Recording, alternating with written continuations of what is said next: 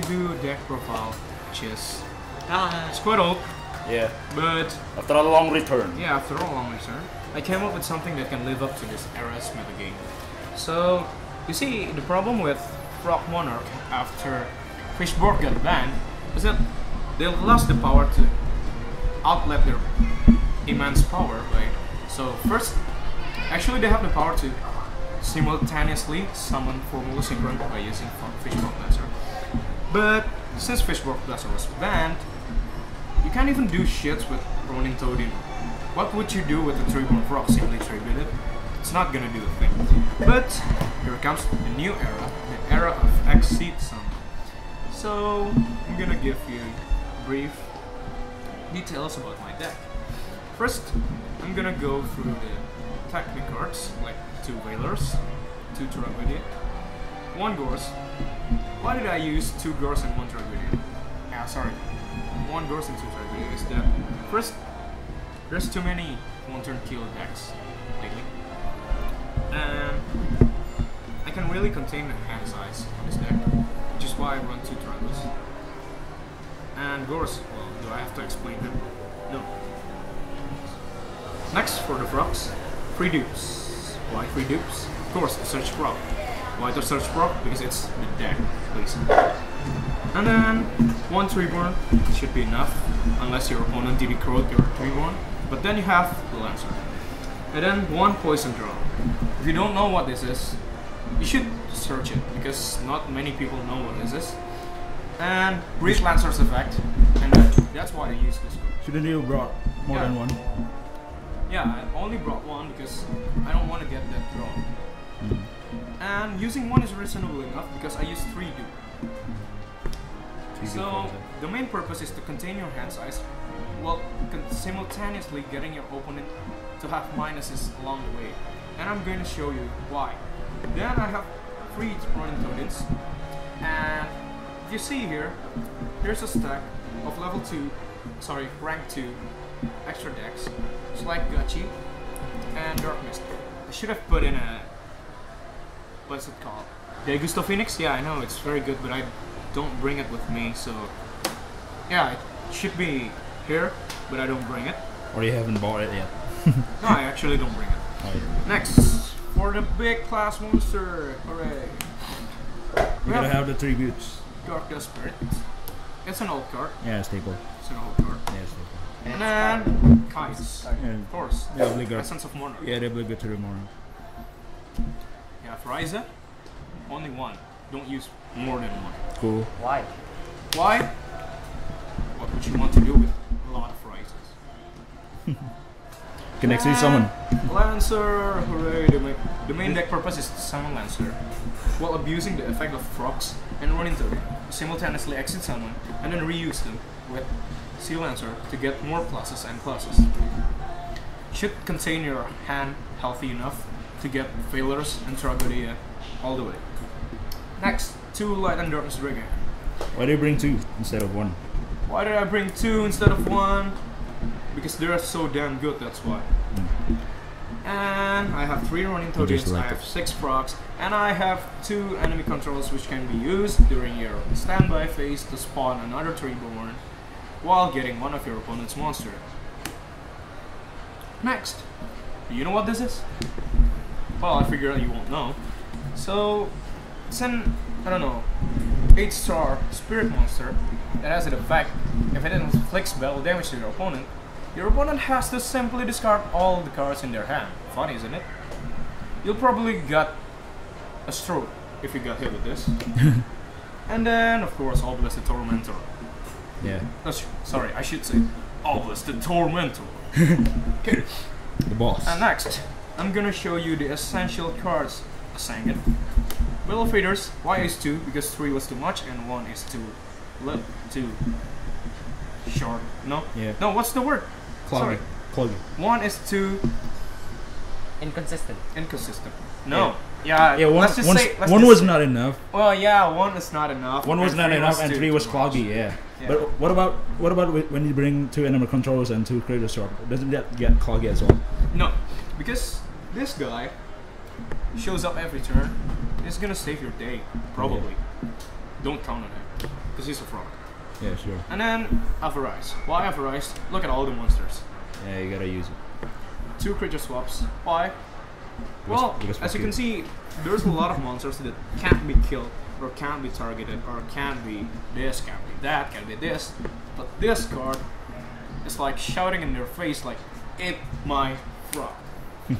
And then getting a high-powered level monster. You can even get a Shining, or even get a Light Pulsar and just tribute it to make it miss timing.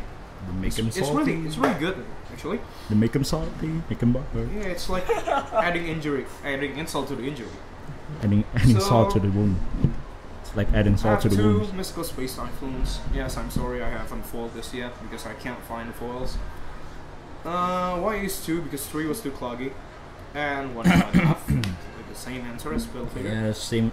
The rest are self-explanatory. Tables as Monster Reborn, Yeah, it's self-explanatory. Storm, and Dark Hole.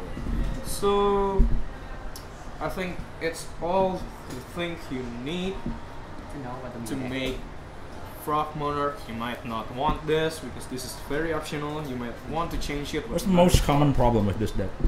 The most common problem with this deck Would be? would be your opponent getting a skill drain or a massive restrict. Other than that, it's only a 5% chance of getting a bad hand. Trust me, I used this deck a lot of times, and with this build, I almost never got a bad hand. Or, well, let's just say not actually not getting a bad hand, but it's less likely that I'll get a hand that can't even play. Like, even with these many 1, 4, 5, 7, 9, 11 big monsters, it's not gonna stuck in your hand, trust me, because it works.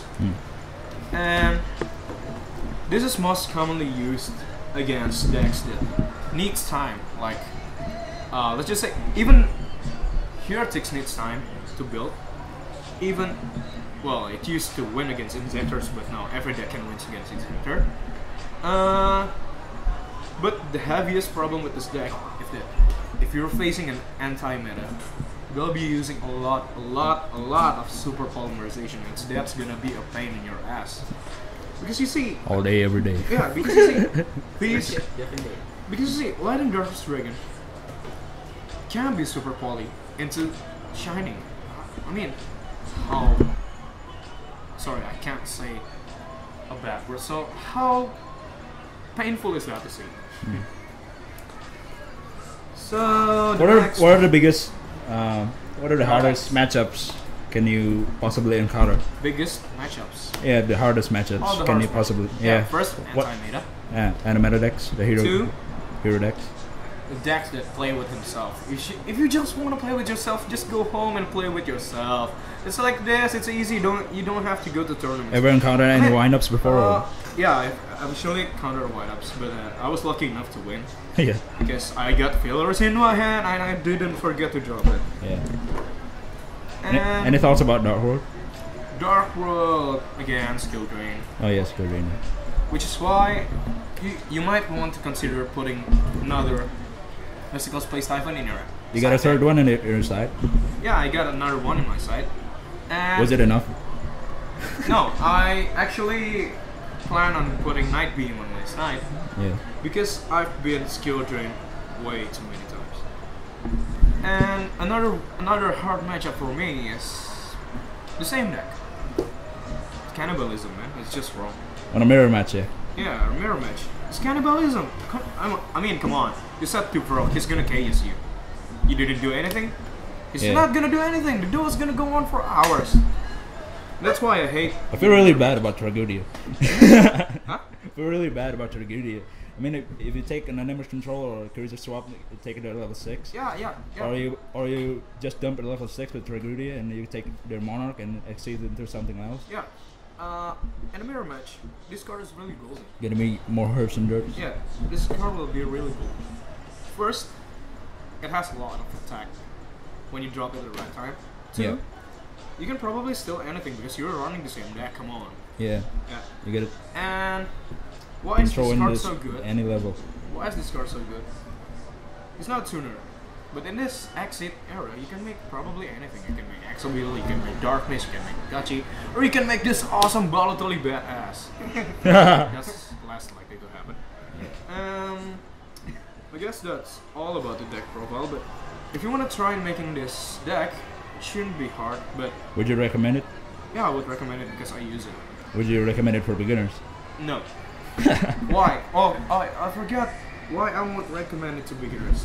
You see, these cards, these cards, they hold so many probabilities. Like, what are you gonna throw out? What are you gonna throw? What are you gonna discard? What are you gonna throw from your deck to the graveyard? You gotta think about it well. What would you exceed?